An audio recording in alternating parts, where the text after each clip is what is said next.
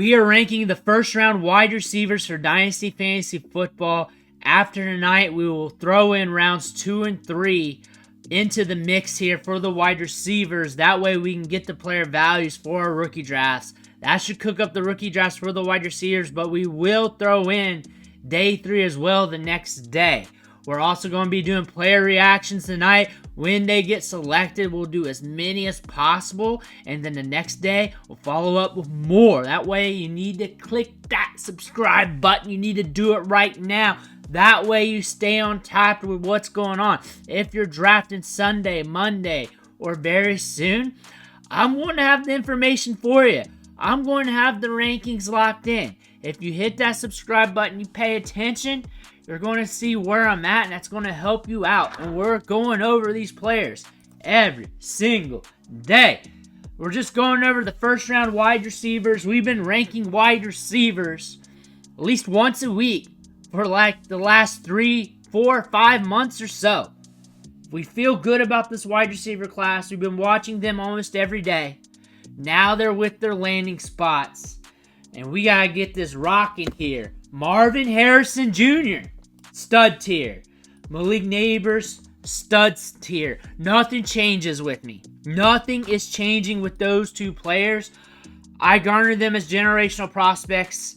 The landing spots were quite likely for them. Quite likely for them going into the draft. That was kind of baked in the rankings going forward, like we've been doing these last few weeks. It was baked in there. We're not moving them, but say you're at the 101 and a 1 QB, 102, or you want them over Caleb Williams. Which one do you like better? Because I'm going to tell you there's going to be a split in the market. And I'm going to tell you the same thing I've been saying, the same thing this whole time. Really depends on how I wake up, and that's going to depend on who I draft. If I'm feeling froggy for Marvin Harrison Jr., he's my wide receiver 1 that day. If it's Malik Nabers, he's my wide receiver 1 that day. That's why we do tiers, because we want to diversify our portfolios, especially if we're in a ton of leagues. And then also, there are players ranked very close together or somewhat close together that you can pivot to and from, depending on how your league is structured, how your roster is constructed, and maybe you're not feeling wide receiver or quarterback at 101.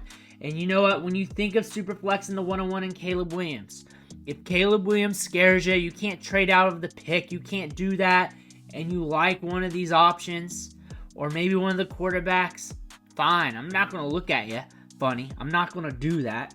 You may want to go Caleb Williams due to the quarterback equity. You may want to do that, but I'm not going to throw a rock at you, hit you in the face if you draft Malik Nabers or Marvin Harrison Jr. I'm not going to make fun of you if you draft Malik Nabers over Marvin Harrison Jr. Top tier prospects, top tier picks. You guys aren't here for them because you already know what you're going to do with them anyways. Next up off the board, Odunze. In tier A. Locked in there. I love his prospect profile. Paired with Caleb Williams. He's going to have some long-term upside with his team. I expect a rookie ramp up. He's going to be fighting for targets. The thing about him is you may want to strategize around him. You may be able to catch him for a little bit cheaper later on down the road. Maybe not, though. I think whoever drafts him at this high in the draft, like early to mid, first round of Superflex, is going to have a vice grip on him because they know he's fighting with Keenan Allen. He's fighting with DJ Moore. He's got a rookie quarterback. He's also a rookie. They're going to have to be patient. If you're not patient and you're willy-nilly and you're not a patient manager, he might not be for you. He might not be for you. You may not deserve him, but I think he's a great prospect. I was watching Odunze a lot on Pac-12 After Dark, taking over games. He's electric. He's a very dominant player. If he taps into his upside, he's going to be a very dominant player at the NFL level. He can get downfield, create separation, good hands. He's got the size to him. He's got a lot of goods to his game. And we're looking at him in the middle of the first round. But you have to realize that you got to have some patience with him because look at the offense here. We're retooling / getting right because we got Keenan Allen there. We got DJ Moore. We got a new quarterback. This thing has to merge together. This might mean a ramp-up period. But when we look at the Texans last year, that did not need a ramp-up period. Off the rip in an instant. But again, if you're not patient with Odunze, you may not deserve him. You got to strategize around that. But I'm not pivoting from him. But there is another wide receiver who entered the chat.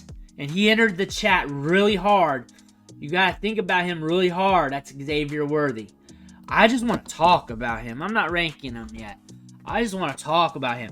Going to his prospect profile, one of the few wide receivers in this class with an age 18 breakout age, and held his production from his freshman season at age 18 throughout his junior year. Throughout the entire course of his career at the Power 5 level, showed up in big games, and we have a multifaceted skill set here because he's a wide receiver that can kill you deep with that 4.2 speed.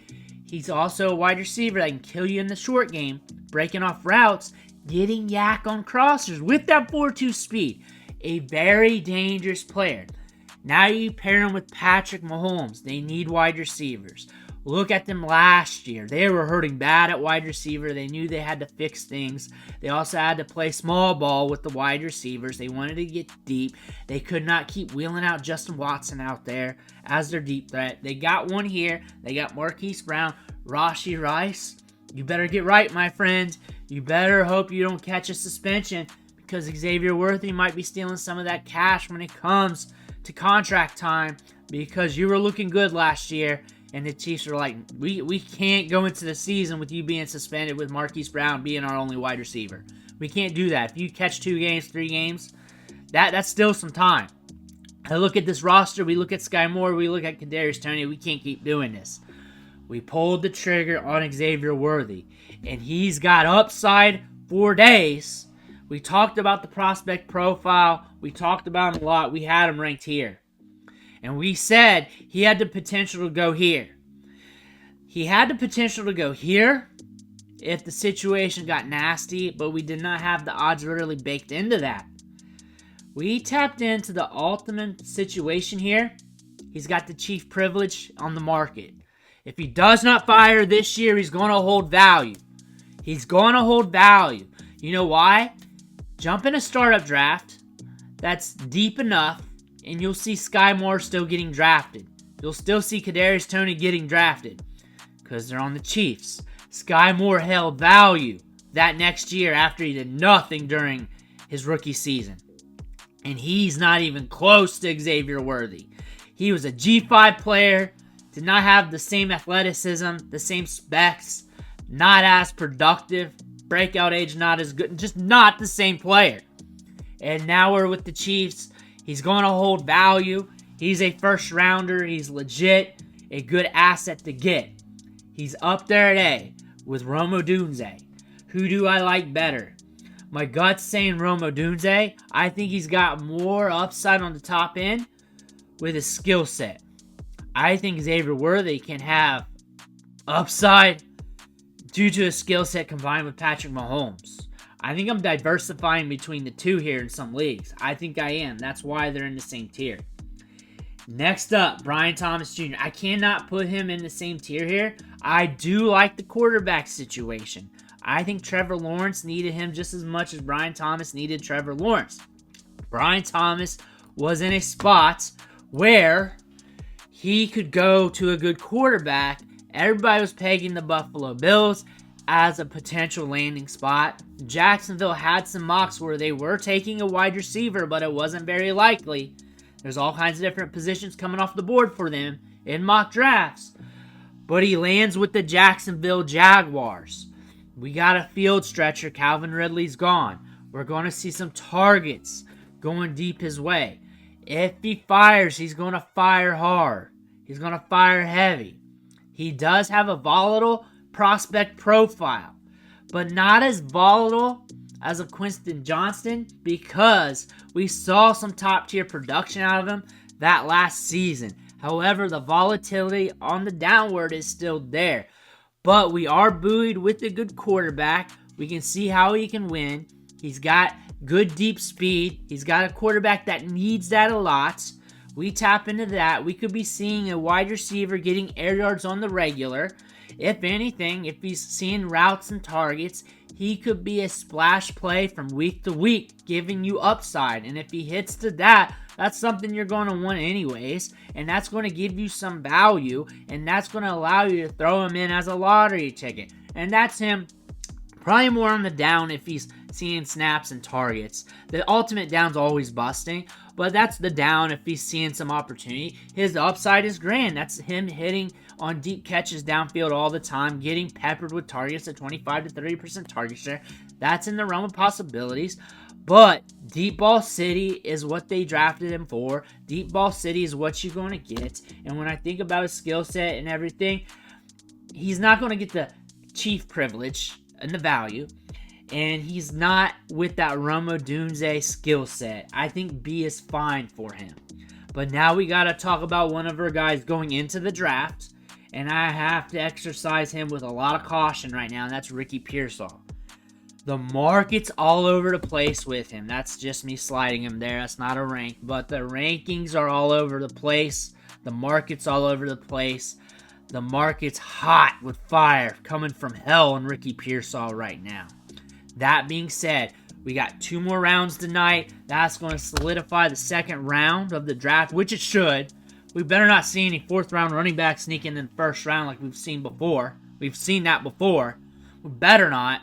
But Pearsall is going to go in the 2nd round, and it's him versus the run of running backs. It's him versus that quick run of wide receivers in the 2nd round, like a Troy Franklin, like a Malik Corley, one of those wide receivers. Keon Coleman. We got some good wide receivers on the board that has some upside if they go to the right spot. Could usurp him in value? It's him versus them. It's him versus those running backs. What are you going to do? You're not really going to know until that happens. But more than likely, ADP is going to push him below that run of running backs because he's catching a lot of hate right now because he was not expected to get drafted in the 1st round. Nobody knows what's going to happen with the 49ers. Right now, he looks like he's going to be a good discount. We also got to see what's going on with Brandon Ayuk. Are they going to bring in more wide receivers because of that? We have rumors of Debo getting traded. That being said, Pearsall right now is a volatile stock option that you can catch at a draft pick that a player normally has about a 10% hit rate, but since he's going in the 1st round, may have more like a 50-ish% hit rate. So you're catching him at a good value. So that way, if you're looking at him as a stock option per value, you might be still pulling the trigger. So watch his ADP, watch where he goes. I imagine he's going to go after the running back run. And after that running back run, just catching any wide receiver drafted in the 1st round, even one with one leg, is a tremendous value. And I think that's where he's going to go in ADP. Normally, you would just throw your next guy and see. I guarantee you there's going to be a wide receiver, like maybe 3 to 5 of them, honestly, that belong here. And I think D. And D tier, on the real, any other year is more like a B tier. Any other year. Because imagine a 1st round wide receiver going to D tier. Any other year, that's a B tier.